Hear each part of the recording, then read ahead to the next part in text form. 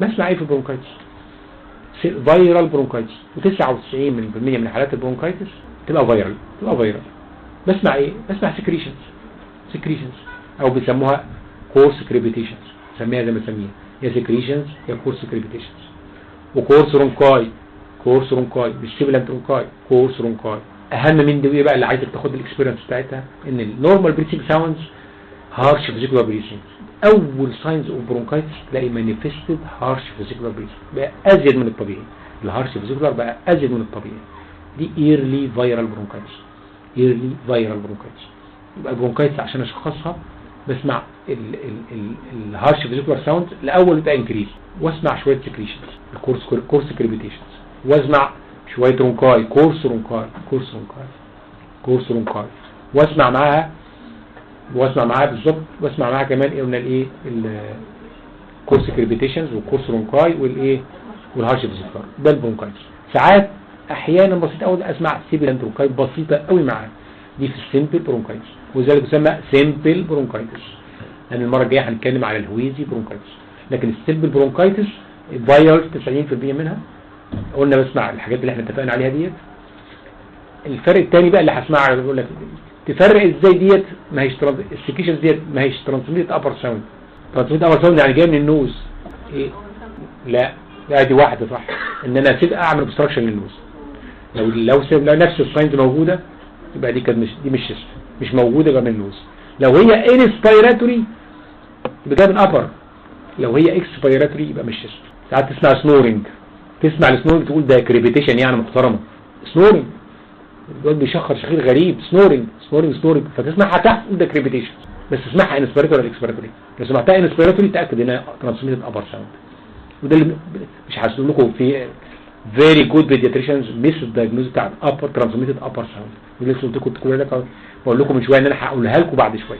الترانسميت ابر ساوند بتميز دايجنوز، لان انا هل هعملها برونكايتس ولا هعملها لان انا ابر هعدي لها نيزل دروبس وحاجات انتي هيستامينيك ولا ديكونجستنت على انها ابر ساينوسايتس ولا سنورنج ولا ادينويدز الاسبيراتوري تبقى ابر، انسبيراتوري تبقى ابر، اكسبيراتوري.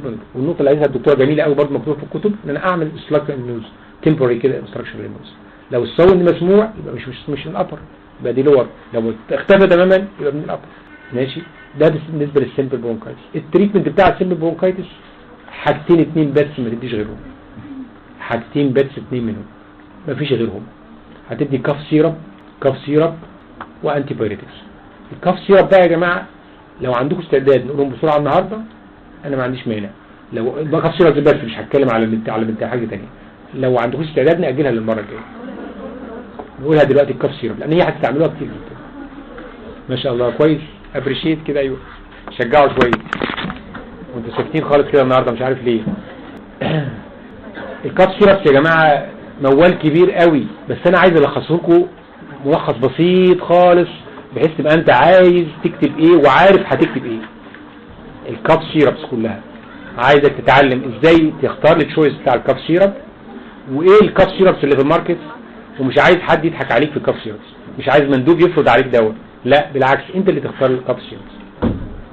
اول مجموعه في الكاف سيربس بحبها جدا اللي هي الهيربال كاف سيربس. الهيربال كاف سيربس بتتقسم لمجموعتين كبار قوي، ميوكوليتيك واكسبكترانت. والثانيه كاف سبريشنت. ميوكوليتيك واكسبكترانت والثانيه كاف سبريشنت. الميوكوليتيك والاكسبكترانت اول واحد فيهم يعني برضه مش عايز حد ياخد ان انا بقول تريد نيمز عشان لا، ده هم تريد نيمز لان ما اعرفش جينيريك نيمز قد ايه. حاجات كلها حاجات هيربل، زعتر على مش عارف ايه على عدسوس على حاجات كده، حاجات كلها هيربل لكن سيف. حاجات كلها هيربل لكن سيف. اول واحد بالنسبه لي بصراحه وكنت يعني للاسف المندوب بتاعه دوخني قال ده هو كان داري كاف سبريشن، فبقارنه بواحد ميوكوليتيك سبكترون لقيته بيقول اسمه فورمكس FOURMIX. يبقى الفورمكس ده ميوكوليتيك اكسبكترون بس مايلد ميوكوليتيك اكسبكترون اسمه فورمكس. لاحظ ان في حاجه اسمها ايرن كونتنت اسمها فيروميكس، دايما الصيادله يغلطوا فيه. لا ده اسمه 4 يعني 4 ميكسشر FOURMIX. اللي زيه بالظبط ومايلد ميوكوليتيك اكسبكترون اسمه فاست. الفورمكس 6 جنيه، الفاست ب 7 جنيه وشويه. الفاست ب 7 جنيه وشويه. ماشي. ادي نمره 2.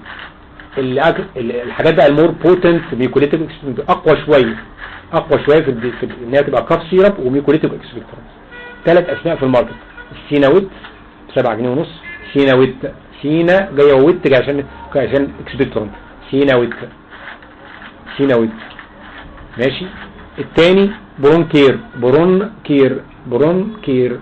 في واحد ثالث البرونكير اسمه كاف ايد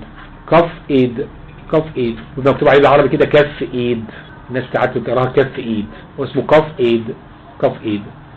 الثلاثه دول مودريت ميوكوليتيك واكسبكتورانت. الحاجات بقى السترونج ميوكوليتيك واكسبكتورانت حاجه اسمها برونكو سيرب وبتصرف دايما غلط، يا برونكوفنت يا اما برونش، لكن هو اسمه برونكو سيرب. ورق اللبلاب، حاطين ورق اللبلاب في سيرب بيعمل ميوكوليتيك واكسبكتورانت. ماشي. ده البرونكو سيرب سترونج ميوكوليتيك واكسبكتورانت. كله هيربل. نتكلم على الهيربل. في حاجه اسمها الفيولين بي سيرب. الفيولين لازم بي ديت تدل على ان هو برودكتيف للبرودكتيف كاف.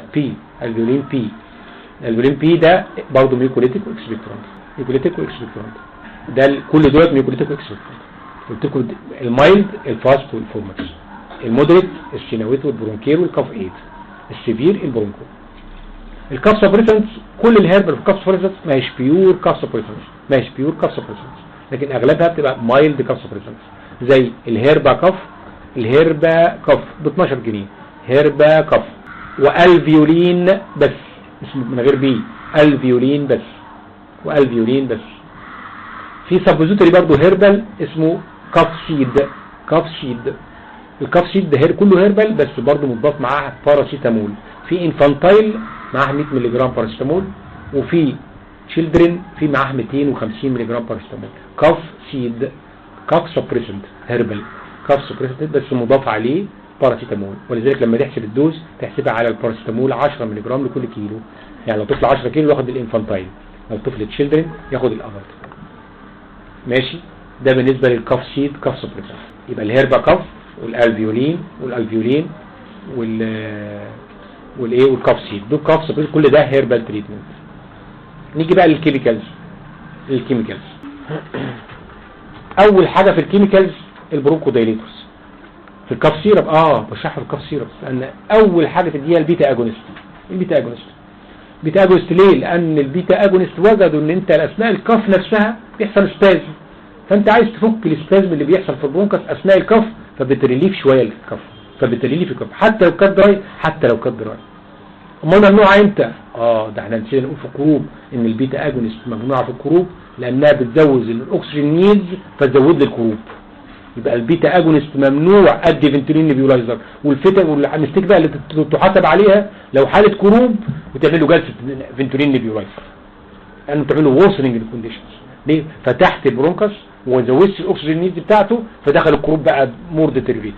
اول حاجه ممنوعه في الكروب الانسان نقولها برضو في المحاضره ديت ان ممنوع ادي فنتولين. الحاجه الثانيه وانت بتعمل اكزامينيشن للسباتولا اوعى السباتولا تيجي تحت ناحيه اللارنكس. لو لمست اللارنكس العيان هيحصل سبازم في اللارنكس ويداي اون تيبل فيتال. ولذلك بيقول لك دونت دو ثروت اكزامينيشن انتل يو هاف ا فنتليتور ريدي بيسايد، يعني جنبك فنتليتور جاهز للانتيوبيشن. شوف خافض لسان استعمالك له غلط، لو استعملته غلط هتدخل عين في الضي منك في الكروب وفي الابيجلوتايتس. اوعى عايز تشوف من بعيد كده تحط الطرف السباتولا على طرف اللسان. شفت ما شفتش مش لازم تشوف دلوقتي في حاله الكروب. يبقى ممنوع حاجتين في حاله الكروب، السباتولا والبيتا اجونست. لكن عندنا بقى في الكاف سيربس البيتا اجونست نوعين، سالبوتامول الدوز بتاعته نص معلقه قبل سنه ومعلقه بعد سنه 3 مرات في اليوم. اسمه في السوق سالبوتامول بنفس الاسم، ارخص حاجه بجنيه ونص باين. والسالبوفنت برضه مش عارف بجنيه ونص ولا ب2 جنيه. سالبوفنت وفنتولين. الماده الثانيه التوربيتالين سلفيت اسمها في الماركت البريكانيل سيرب. نفس الدوز بريكانيل سيرب مش عارف ب 3 جنيه تقريبا. واللي بديل بتاعها ايرونيل سيرب ب 2 جنيه وربع. ايرونيل سيرب ايرونيل سيرب 2 مللي وربع. يبقى اول ديسكاس سيرب البرونكو دايليتورز، بريكانيل وايرونيل. والتاني مجموعة السلبوتامول، سلبوتامول وسلبوفنت وفنتولين. على فكرة الفنتولين في العالم كله اللي هو التربلتيرين سلفيت، لكن عندنا احنا في مصر هو السلبوتامول. تاني البيتا اجونست بجروب جروبس هم 3 بس انا ههتم بالاثنين دولت. السلبوتامول واسمه في السوق سلبوتامول وسلبوفنت وفنتولين. لكن التربتالين سلفيت البريكانيل والايرونيل. في مادة تانية اسمها ايزوبرينالين سلفيت بس للأسف كانت بتنزل اسمها الوبنت، وقفوها من سنة 2005. اسمه ايزوبرينالين سلفيت، كان اسمه الوبنت ALUPENT بس للأسف ما عادش بينزل، وكان سيف جدا اقل من سنة. المشكلة يا جماعة ان الناس كلها فاكرة بتقول ان البيتا اجونست ما بتشتغلش الا بعد سنة ونص، لكن فوجئت على النت كاتبينها you can give even after 3 months. او يبقى البيتا اجونست السلبوتامول والتوربيتالين سلفيت. ماشي. قلنا ان البيتا اجونست بيقول لك لازم البيتا ريسبتورز بتبقى ويل ديفلوبد عند سنه او سنه ونص، لكن بيقول لك يو كان يوز ات اندر 1 يير. حتى على النت كاتبها في بعض مواقع كتير قوي ان انت يو كان يوز اندر 1 يير وبتجيب، وفي ماي اكسبيرينس بتجيب نتائج حلوه جدا اندر 1 يير، جم بعد شويه زودوا بقى على البيتا اجونست اكسبكتورانت بس، زودوا على البيتا اجونست اكسبكتورانت. اسمه في السوق فنتولين اكسبكتورانت، اسمه كده. والفرق بين الفنتولين ان عليه شريط اخضر، والفنتولين اكسبكتورانت عليه شريط احمر. اسمه فنتولين اكسبكتورانت. طيب والسلبوفنت سموه برونكوفنت عشان زودوا عليه اكسبكتورانت، سموه برونكوفنت بدل ما كان اسمه سلبوفنت سموه برونكوفنت. ماشي. يبقى ده ميوكوليت، ده برونكو دايليتور مع اكسبكتورانت، مفيش ميوكوليتك لسه، معاه برونكو دايليتور مع اكسبكتورانت اللي هو الفنتولين اكسبكتورانت والبرونكوفنت. ماشي. بعد شويه قال لك لا نزود كمان ايه ميوكوليتك عليه، حاجه اسمها اولفنت ALLVENT اولفنت. بس مشكله الاولفنت يا جماعه ان الميوكوليتك باور بتاعته اعلى من الاكسبكتويشن باور بتاعته، لان هو قلنا برونكو دايليتور وتربيتولين سلفيت وميوكوليتك واكسبكتورانت. الميوكوليتك باور اعلى من الاكسبكتورانت، فبص تلاقي الشيست بعد شويه بقى مالي سكريشنز. جربت ولا 100 حاله كل ما اديه الاقي السكريشن بتزيد. ليه؟ لان الاكسبكتوريشن باور مش مكفيه الميوكوليتك اللي حصلت معاه، فالاولفنت ما بستعملوش. في تاني حاجه اسمها اوسيبكت. الاوسيبكت برضه بالتوربيتالين سلفيت كبرونكو دايليتورز، ومعاه ميوكوليتكس ومعاه اكسبكتورانت اسمه اوسيبكت. ماشي. ده بالنسبه للايه؟ لمجموعه الميوكوليتك واكسبكتورانت. في مجموعه ثانيه بقى في الميوكوليتك واكسبكتورانت وبرونكو دايليتورز خدها عندك بس فور نوليدج بس ما تستعملهاش، زي ايه؟ الفاركوسولفين. في امينوفيلين 50 مللي جرام يا جماعه، الفاركوسولفين في 50 مللي جرام امينوفيلين. الترايسولفين في 50 مللي جرام امينوفيلين، في 50 مللي جرام امينوفيلين. اللي موست كومن يوز بقى الجماعه اللي شغالين في الجامعه الميوكوفيلين فيه 100 مللي جرام امينوفيلين. تخيل طفل 6 كيلو والدوز بتاعتي السي ان هي 3 ل 5، هحسبها على 3، 6 في 3 18، قول 20، تلاقيه كاتب له ال 6 كيلو ده معلقه ميوكوفيلين 3 مرات. تخيل من 20 الى 100 ارتفعت 5 اضعاف الجرعه بتاعت الامينوفيلين.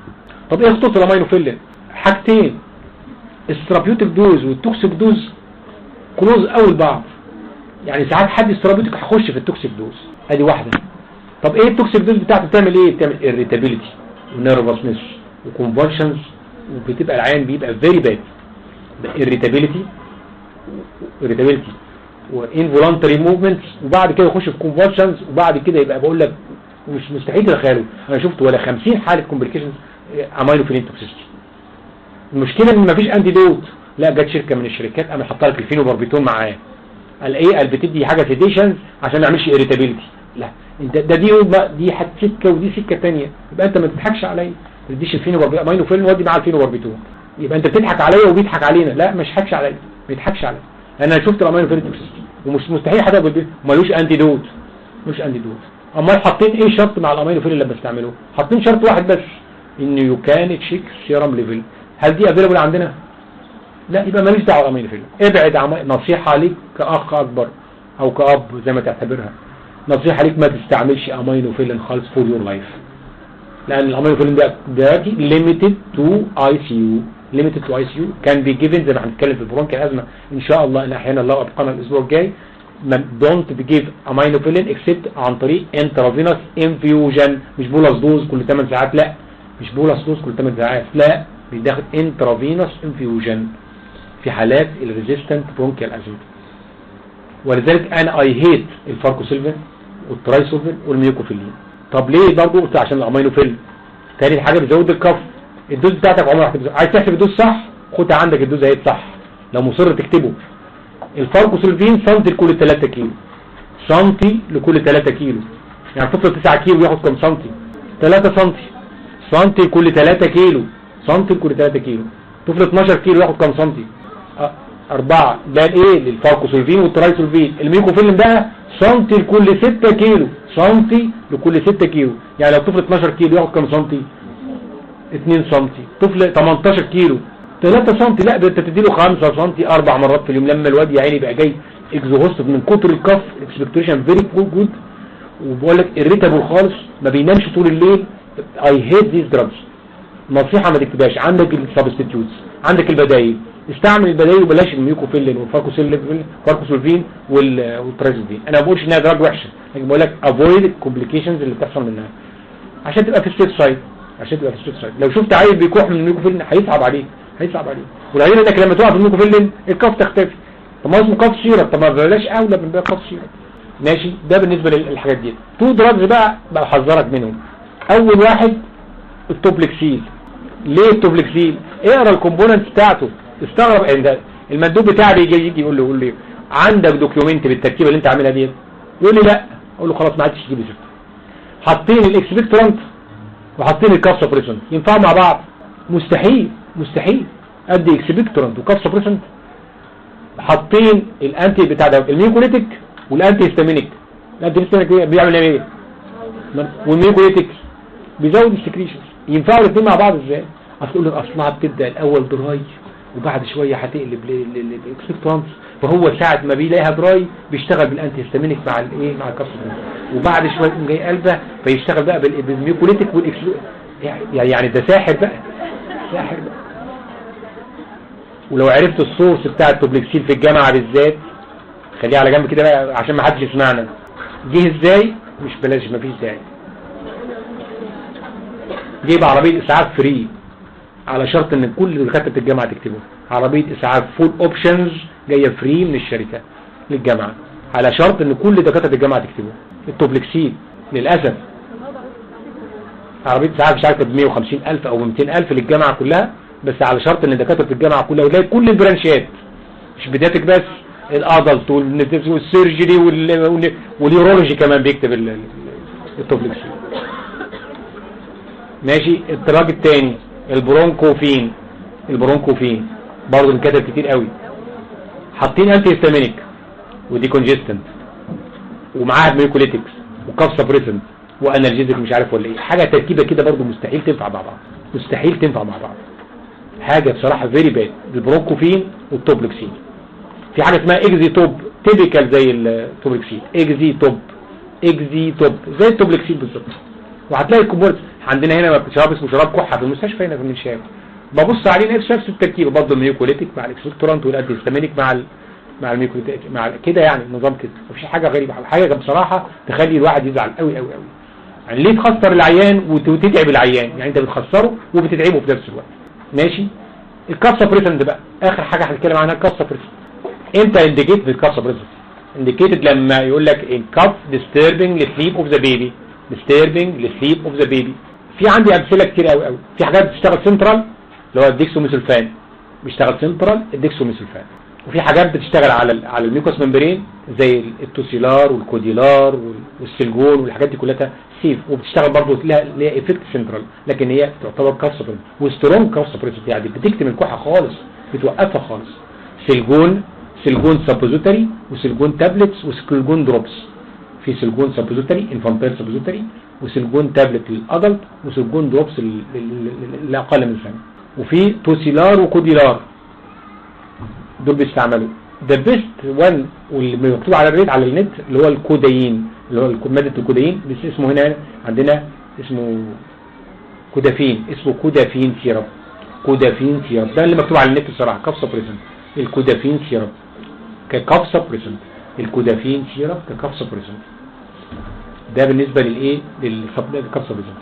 في نوع تاني اللي هو زي ما قلت لكم السلجون، وفي كمان الكاف سيد قلنا ده الهيربال اللي هم الكاف سيد، وفي كمان يوكافول. يوكافول سبوزيتري، يوكافول سبوزيتري برضه بيعمل كاف سبريسنت. بس كل الزملاء اللي استعملوه وجد ان مش عارف بيرفع بيعمل بايركسيا ما اعرفش ليه، او بيزود الهوتنس بتاعت الديلي.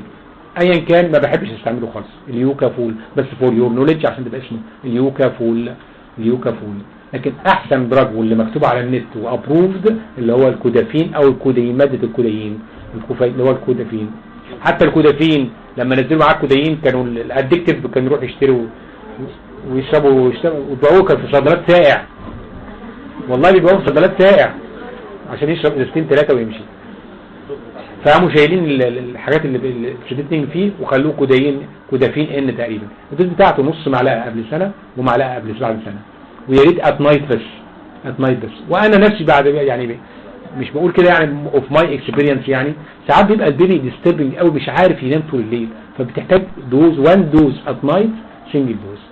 الملحوظه برضو اللي ما قلتهاش، لما تدي ميوكوليتيك سبيكترانت بلاش تدي ات نايت، ادي الصبح والعصر، بلاش تدي ات نايت. لما زي الفورمكس والفاست والبرونكير والكاف ادي الصبح والعصر بس، مفيش ده بتاع ات نايت. ليه؟ عشان ما ازودش الاكسبكتيشن ات نايت، خلي الاكسبكتيشن ات ذا مورنينج.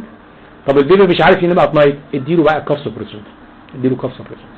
الغريب بقى ما شاء الله اللي بتقرا بقى على النت في البرونكايتس كلام جميل قوي قوي ويعجبك قوي. using of cough syrups is not helpful، ملهاش اي لازمه. using of cough suppressant indicated if disturbing the sleep of the baby. using of mucolytics has no use. using of expectorant has no use. using of كذا has no use. كان بي helpful بس زي ما قلت لكم البيتا اجونست، كان بي helpful البيتا اجونست، وبالذات الانهيلد بيتا اجونست زي الفنتولين انهيلر زي ما هنتكلم المره الجايه، او يقول لك اللي كان برضه هيلبفول الانهيلد كورتيكوستيرويدز في حاله البرونكايتس، ودي طبعا بنستعملها ريرلي قوي وحالات سيلكتد وتبقى حسب الاكسبيرينس بتاعتك. ده الكلام المكتوب على الكاف سيرابس. لكن اوف ماي يوز حاجه بيرسونال عشان برضه ادفايس لكم، انا بستعمل دايما الفورمكس والفاست والبرونكير والكاف ايد والبرونكو حسب الديجري بتاعت الكاف. لو الطفل صغير قوي بدي الفاست والفورمكس، لو الطفل كبير شويه بدي البرونكير والكاف ايد والسيناويت. ولو الحال بقى الطفل كبير والسكريشنز كتير قوي بدي البرونكو سيفا. بديهم صبح وعصر، ما بكتب كده على ان تعطى معلقه صباحا وعصرا، ما بديش بالليل. واكتب ساعات بقى الام تقول بس الكحه ما بتنيموش طول الليل، او لا السلجون سبوزيتري اتنايت بس. وعندي اللي لما تلاقيه مش عارف ينام من كتر الكحه اديله السلجون لبوس. طب والبيتا اجونست بديها في كل انواع الكف ما عدا الكروب او اللارنجايتس. لما اي حاله حتى لو داي كف بدي برونكو ديليتور. جميل قوي يا جماعه السالبوفنت او الايرونيل، ارخص حاجه في السوق سالبوفنت وايرونيل، بيجيب ريزلت في منتهى الجمال بدون ذكر اسماء. زميل من الزملاء جه هنا عندنا نايب وما شاء الله ربنا كرمه وخد الدبلوم والماجستير وتعلم اخصائي مساعد، وبعد ما اخصائي مساعد بقى اخصائي. فجيت انا بستعمل البيتا اجونست ومش بستعملها من دماغي زي ما قلت لكم، قريتها على النت اس بي هيلبفول اندر 1 يير مكتوبه كده على النت. فبرضه زميله من الزملاء برضه كانت برضه تلميذتي ما شاء الله، وبقت دلوقتي ما شاء الله اخصائيه برضه في نفس المستشفى، الناس اتنقلوا الاثنين لمستشفى اخرى. فجايه تقول لي معركه دارت على اسم الدكتور سامح، بقول لها خير. يقول ان البيتا اجونست ما بتشتغلش اكتر من سنه او سنه. ازاي يا جماعه؟ ده مكتوب اقل من 1 يير.